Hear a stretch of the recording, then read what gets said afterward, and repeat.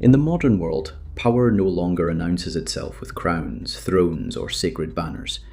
It hides behind glass towers, academic robes, financial charts, and carefully worded press releases. Yet, beneath this polished surface, many researchers, historians, and conspiracy theorists believe something far older still breathes: an occult society that never disappeared, only adapted. According to these claims, modern elite institutions may not simply be centres of education, governance, or wealth, but gateways through which ancient esoteric traditions quietly continue their work. Unlike the secret orders of medieval Europe or the ritual cults of antiquity, this alleged modern occult society does not meet in candlelit temples, at least not openly. Instead, its influence is said to flow through universities, think tanks, financial networks, political circles, and cultural institutions. Its power lies not in public worship, but in shaping ideas, beliefs, and perceptions. Those who study this theory argue that control of knowledge has always been the most effective form of control. At the heart of this belief is the idea that elite institutions serve as filters. They select, refine, and elevate individuals who show not just intelligence or ambition, but a particular psychological profile: disciplined, emotionally detached, loyal to hierarchy, and capable of operating without moral hesitation. Critics claim that advancement within these environments often depends less on talent and more on ideological alignment, an echo of ancient initiatory systems where only the prepared mind was allowed to ascend. Symbols play a central role in occult traditions, and observers point out their quiet persistence in modern elite spaces. Architectural designs, institutional logos, ceremonial dress, and formal rituals often contain geometric patterns, ancient motifs, or mythological references.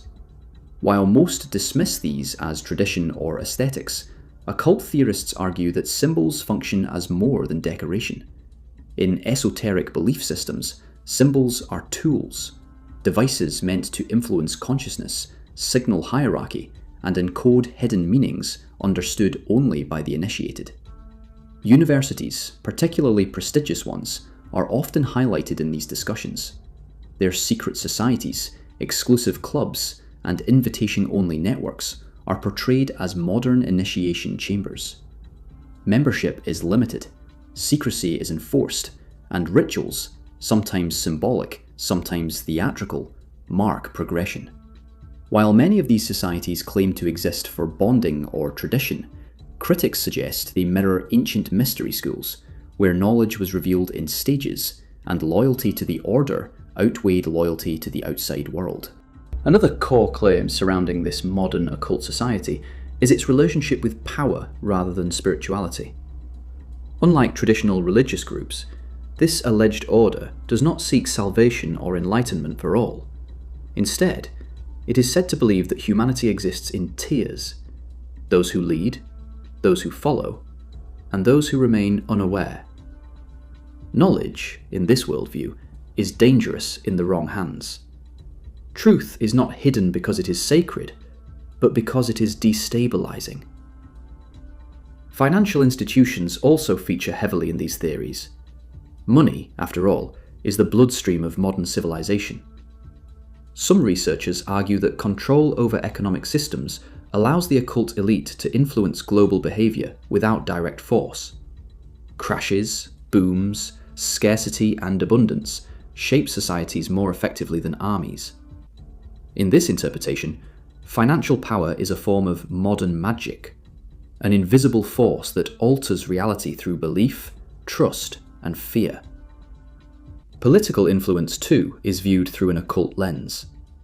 Rather than controlling governments directly, the alleged society is believed to shape the framework within which political decisions are made. Ideologies, acceptable narratives, and even moral boundaries are subtly guided. Leaders may change, parties may rise and fall, but the underlying structure remains untouched. To believers, this consistency suggests stewardship by an unseen hand rather than coincidence. Ritual, though less visible today, is still considered central. Modern rituals are said to be psychological rather than ceremonial. Repetition of slogans, controlled media narratives, public spectacles, and collective emotional events function as mass rituals, designed to synchronize thought and behavior. In occult philosophy, belief creates reality. By directing belief, one directs outcomes. Initiation into this hidden order, according to theorists, is not always formal. It may occur gradually, through exposure, compromise, and reward.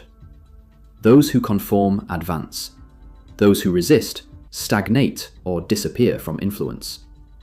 This process mirrors ancient initiation rites where trials tested obedience, secrecy, and detachment from conventional morality. Silence, above all, is considered sacred. The greatest oath is not spoken, it is lived.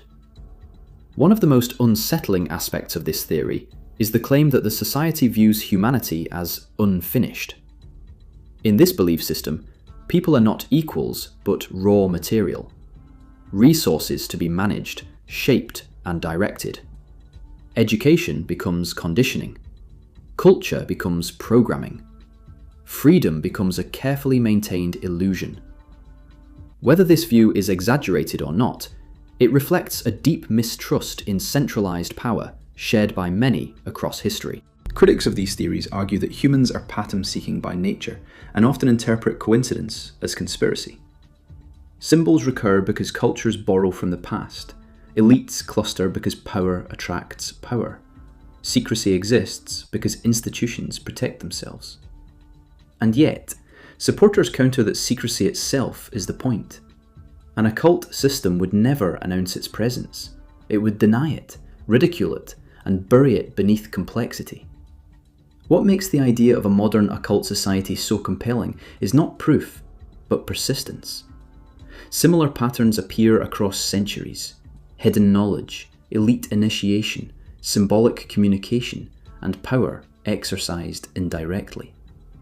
Whether one sees these as deliberate design or emergent behavior, the result feels the same to many: an unseen structure shaping visible reality. In the end, the question may not be whether such a society exists, but whether systems of power naturally evolve towards secrecy and symbolism. Perhaps the occult is not a group at all, but a method, a way of preserving influence through obscurity. Or perhaps, as some believe, the old orders never died. They simply traded robes for suits, temples for institutions, and rituals for systems. The modern world prides itself on transparency, reason, and progress. Yet beneath the surface, mystery remains. And as long as power is hidden, knowledge is restricted, and symbols speak louder than words. The idea of an occult society operating behind elite institutions will continue to haunt the edges of history, half myth, half warning, and entirely unsettling.